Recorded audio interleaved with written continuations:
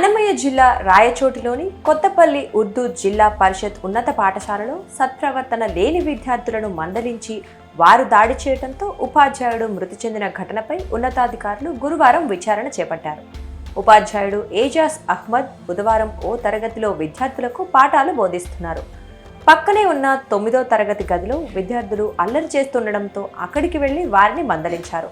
అల్లరి చేస్తున్న విద్యార్థుల్లో కవల పిల్లలున్నారు.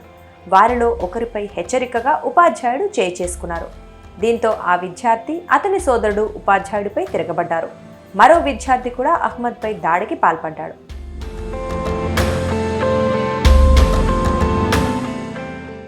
విద్యార్థులు తనపై దాడి చేయటాన్ని జీర్ణించుకోలేక ఏజాద్ అహ్మద్ తీవ్ర వేదనకు గురయ్యారు.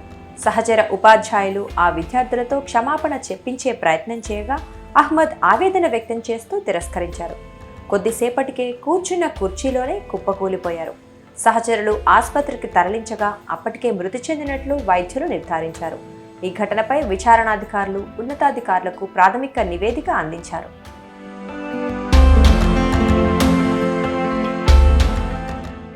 ఏజాద్ అహ్మద్పై దాడి చేసిన 3 విద్యార్థులను పోలీసులు అదుపులోకి తీసుకున్నారు. పిల్లలు దురలవాట్లకు లోనైనట్లు విచారణలో తేలింది.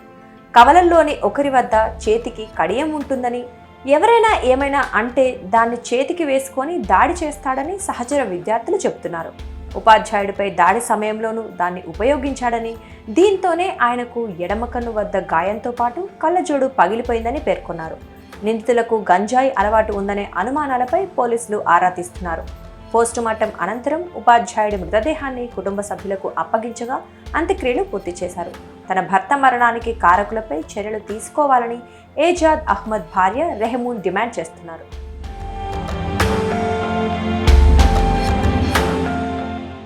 పిల్లలకు విద్యాబుద్ధులు నేర్పే మాస్టారు చావుకి ఆయన స్టూడెంట్సే కారణమవ్వటాన్ని ఎవరూ జీర్ణించుకోలేకపోతున్నారు.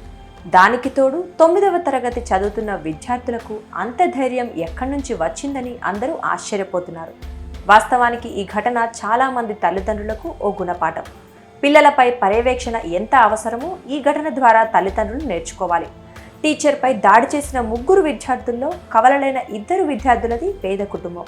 తండ్రి లారీ డ్రైవర్గా పనిచేస్తూ కుటుంబాన్ని పోషిస్తున్నారు. తండ్రి వృత్తిరీత్యా బయటకు వెళ్లినప్పుడు తల్లి మాటలను పెడచెవిన పెట్టి వీరిద్దరూ జులాయిగా తిరుగుతున్నట్లు పోలీసులు గుర్తించారు. చుట్టూ ఉండే అల్లరి మూకల సావాసాలు సైతం వీరిని అసాంఘిక కార్యకలాపాల వైపు అడుగులు పడేలా చేశాయి. ఇప్పుడు మాస్టారు మరణానికి కారణం కావడంతో వీరికి జీవితాలు అంధకారమయ్యాయి.